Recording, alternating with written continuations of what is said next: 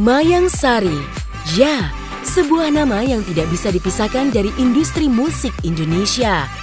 Pasca pernikahannya dengan Bambang Trihatmojo, Mayang Sari memang sempat menghilang dari belantika musik tanah air. Kini, setelah sekitar 10 tahun vakum, Mayang hadir kembali dengan tidak hanya sebagai seorang penyanyi, tapi juga menjadi produser bagi album masterpiece Melly Goeslaw. Kemana saja Mayang Sari selama 10 tahun ini? Bagaimana dia menjalani hidupnya? Lantas, apa yang dimaksud dengan berdamai dengan diri sendiri? Sebetulnya mungkin saya kalau berbicara pernah vakum itu 10 tahunan lah ya. Tapi sejak hampir 1,5 tahun belakangan ini saya memang mulai lagi nyanyi ya. Tapi terus terang aja mungkin ada pertanyaan seperti ini karena saya harus jujur mengakui kalau saya dulu rada sedikit tertutup dengan teman-teman pers. Tapi menurut saya tertutupnya saya bukan saya tidak mau. Saya memikirkan masih banyaklah yang perlu pertimbangan saya butuh lebih dewasa, saya lebih berdamai dengan diri saya sendiri, menanggapi berita-berita yang begini, begono gitu kan. Karena saya pikir yang paling tahu adalah saya. Di balik semua cerita di luar dialah framing itu seperti itu. Meskipun yang sebetulnya adalah tidak seperti itu, tapi tak apa gitu. Karena saya pikir ya nobody is perfect. Terus saya pun juga manusia biasa yang tidak bisa membahagiakan banyak orang, yang harus mengikuti kemauan banyak orang gitu. Tapi yang terpenting di prinsip hidup saya, kalaupun saya melakukan satu hal yang tidak baik atau salah atau benar gitu, rasa-rasanya pertanggungjawabannya adalah kepada Allah. Mungkin saya sudah bisa berdamai dengan itu gitu. Jadi sekarang saya memikirkan bahwa di usia saya yang sekarang saya pengen tetap produktif, apalagi saya sekarang merasa bahwa teman-teman saya pun juga banyak gitu yang mau sepemikiran dengan saya gitu. Jadi kenapa kita nggak melakukan hal yang positif itu aja sih? Selebihnya kalau masalah pribadi ya orang hidup nggak pernah tahu lah ya. Hidup yang akan dijalani itu akan seperti apa tuh kita nggak pernah tahu gitu.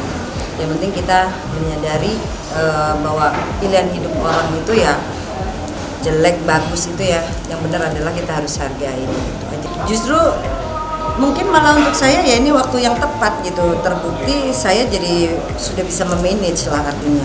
Dengan vakumnya saya dulu 10 tahun pun itu juga yang saya perhatiin adalah keluarga. Saya merasa masih belum bisa memanage waktu gitu, dimana saya masih harus menjaga anak dengan usia yang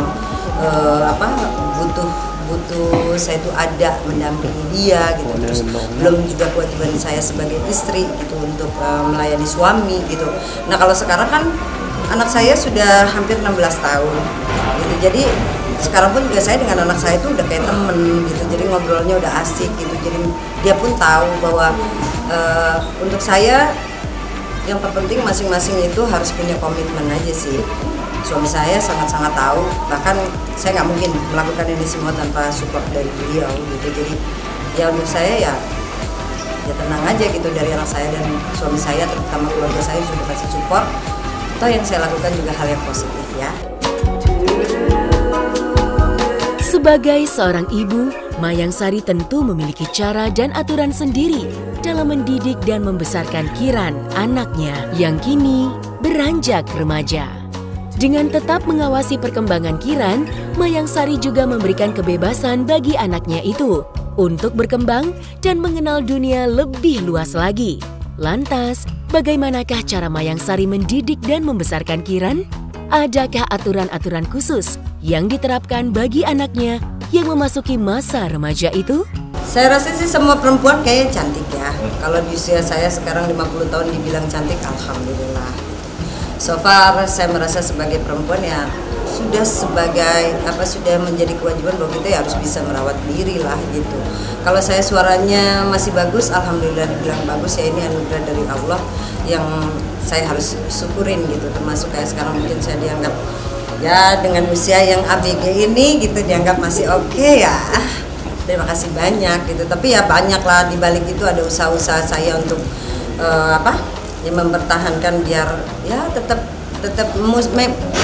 tapi yang penting saya tidak untuk memuaskan banyak orang ya, karena yang terpenting untuk saya adalah kita sehat, diusahakan sehat lahir dan batin gitu. Dari mana? Ya dari kita sendiri juga gitu. Positive thinking ya, mungkin ya usia itu kan menentukan prestasi. Oh salah ya, usia itu kan banyak membuat kita jadi belajar.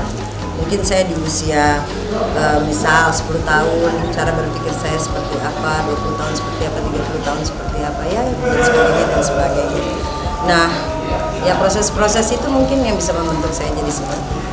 Menarik sih ya kalau berbicara pola asuh mendidik anak pada zaman sekarang ini tuh sangat-sangat rumit boleh dibilang gitu, karena kalau saya mau egois, flashback di zamannya saya tidak seperti ini. Sekarang anak-anak tuh jauh lebih ekspresif dan apa ya, yang namanya informasi tuh hanya satu jari aja mereka sudah bisa melihat apapun yang mereka mau tahu gitu. Jadi kalau dulu kita filter dari orang tua tuh mungkin nggak terlalu ribet, hanya sebatas kamu harus sopan dengan orang tua, bahwa dunia yang kayak gini belum umurnya. Kalau sekarang sudah tidak bisa.